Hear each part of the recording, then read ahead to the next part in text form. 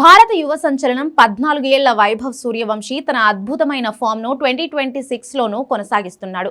దక్షిణాఫ్రికా గడ్డపై జరుగుతున్న అండర్-19 వన్డే సిరీస్ లో ఈ లెఫ్ట్ హ్యాండర్ ఆకాశమే హద్దుగా చెలరేగాడు. మూడో వన్డేలో వైభవ్ అద్భుత సెంచరీ నమోదు చేశాడు. కేవలం 63 బంతుల్లోనే సెంచరీ పూర్తి చేసుకున్న వైభవ్ సఫారీ బౌలర్లపై విరుచుకుపడ్డాడు. భారత అండర్-19 జట్టుకు కెప్టెన్ గా వ్యవహరిస్తున్న వైభవ్ సూర్యవంశీకి నాయకుడిగా ఇదే తొలి సెంచరీ. సిరీస్ ను క్లీన్ స్వీప్ చేసుకునే లక్ష్యంతో బరిలోకి దిగిన భారత జట్టుకి భారీ స్కోర్ చేసింది. Team India teenage sensation Vaibhav Suryavanshi దుమ్ము రేపుతున్నాడు. అండర్-19 ప్రపంచ కప్ కు సన్నాహంగా సౌత్ ఆఫ్రికాతో జరుగుతున్న యూత్ వన్డే సిరీస్ మూడో వన్డేలో 14 ఏళ్ల వైభవ్ సూర్యవంశీ సెంచరీతో చెలరేగాడు. తనదైన విధ్వంసకర బ్యాటింగ్ తో 63 బంతుల్లోనే శతకం సాధించాడు. 74 బంతుల్లో 9 ఫోర్లు 10 సిక్సులతో 127 పరుగులు చేశాడు. అతడికి తోడుగా ఆరోన్ జార్జ్ సెంచరీతో చెలరేగడంతో భారత్ కి భారీ స్కోర్ చేసింది. ఈ మ్యాచ్ లో టాస్ ఓడి బ్యాటింగ్ కు దిగిన భారత్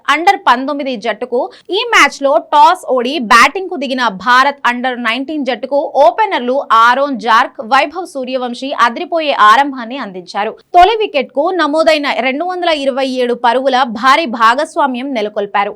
ఈ సిరీస్ లో వైభవ్ సూర్యవంశీ వరుసగా 11, 68, 127 పరుగులతో రాణించారు. ఈ సిరీస్ కు ముందు బీహార్ తరఫున విజయ్ హజారే ట్రోఫీ ఆడిన వైభవ్ సూర్యవంశీ అరుణాచల్ ప్రదేశ్ పై 190 పరుగులతో విధ్వంసం సృష్టించాడు. అతని ధాడికి లిస్ట్ ఏ క్రికెటర్ చరిత్రలోనే బీహార్ రికార్డ్ స్కోర్ నమోదు చేశారు. ఇదిలా ఉంటే అండర్-19 వన్డే క్రికెట్ లో అత్యధిక పరుగులు చేసి భారత్ ఆటగాళ్ల జాబితాలో వైభవ్ సూర్యవంశీ దిగ్గజ ఆటగాడు విరాట్ కోహ్లీకి అతి చేరువలో నిలిచాడు. వైభవ్ ఇప్పటి వరకు 18 మ్యాచ్లలో 57.23 సగటుతో 973 పరుగులు చేశాడు.